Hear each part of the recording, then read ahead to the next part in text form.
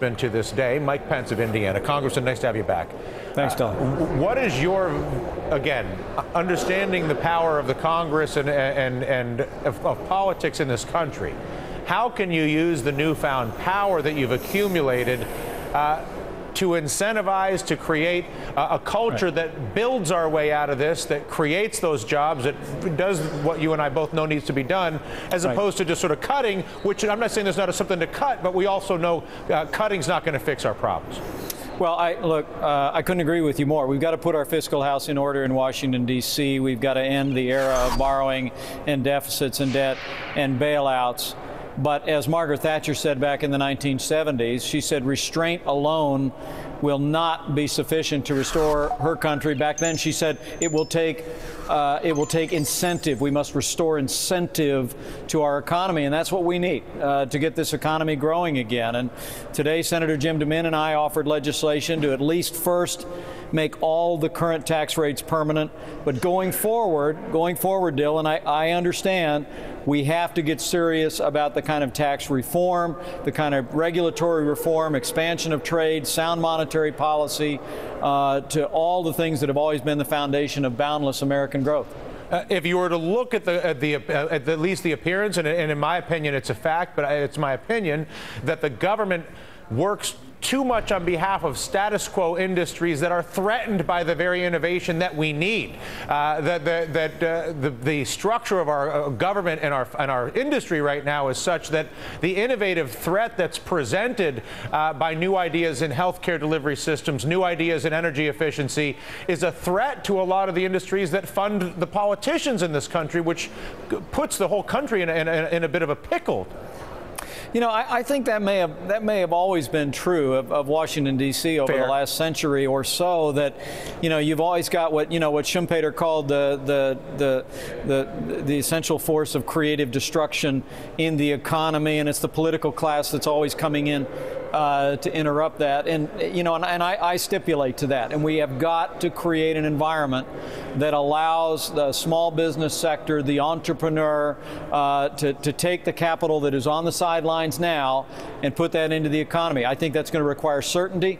I think it's going to require us to embrace some regulatory reform, be aggressive about expanding free trade. And I also think this business of monetary policy is central to it. You know, you're the guy with the background in high finance, Dylan, not me. I'm not an economist.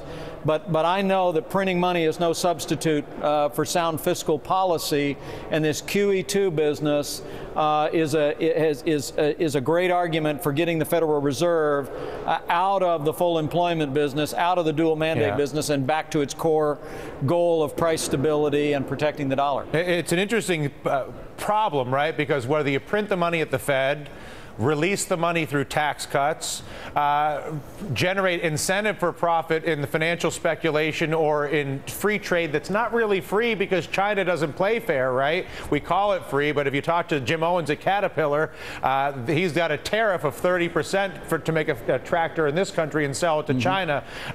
He's got a big incentive to take those jobs out of this country.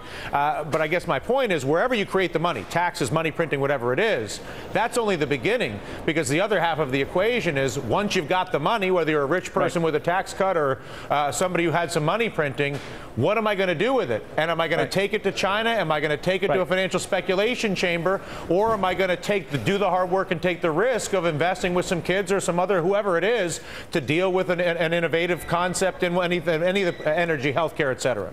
Yeah, you know what, I think that's pretty fresh thinking, because it's my hope as Republicans go forward. And, you know, you said earlier that Republicans got power in the 112th Congress. I think the folks that grabbed the power were the American people. I think I don't see the election on November 2nd as so much a victory for any political party. It was a victory for the American people that grabbed back the reins in Washington, D.C. and said, we can do better. But as we go forward, I think what the American people are going to be asking is, how do we create an environment in the United States that can compete with China, that can compete with India? And I'm going to run up to the Detroit Economic Club in a couple of weeks and have a lot to say about that. I think we need to start to have a national debate in this coming Congress and in this upcoming national election at every level that begins to look at our real competition, which is not between Republicans and Democrats. It's not between the heartland and the coast. It's really between the American economy, jobs in America,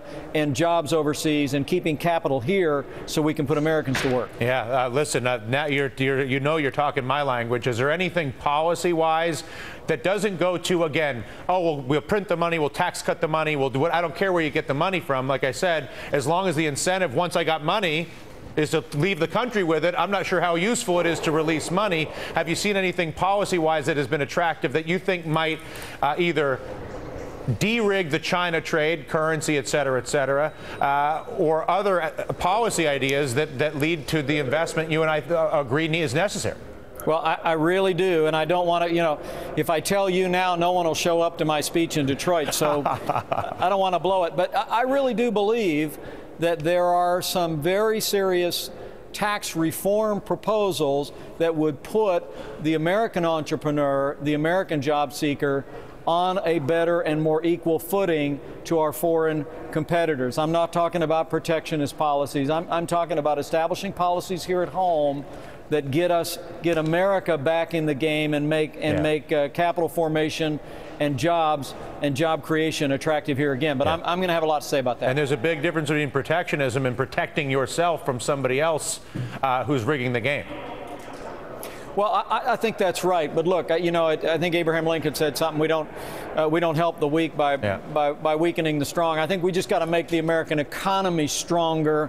It's great to see the economies of the world growing, because with economic development comes political liberalization. Sure. We welcome that, but we've got to get this economy back on its feet. There's some time-honored ways we can do that. What's your plan for the presidency? Well, I'll tell you what, we've been very humbled in recent weeks by the encouragement we've received back home in Indiana and a little bit around the country. And my little family and I are just going to take the next couple of months and listen to some friends and do a little praying, and we'll make a decision sometime after the first of the year. My bet is if you can create investment and jobs in this country, they'll happily make you or whoever can do that president of this country.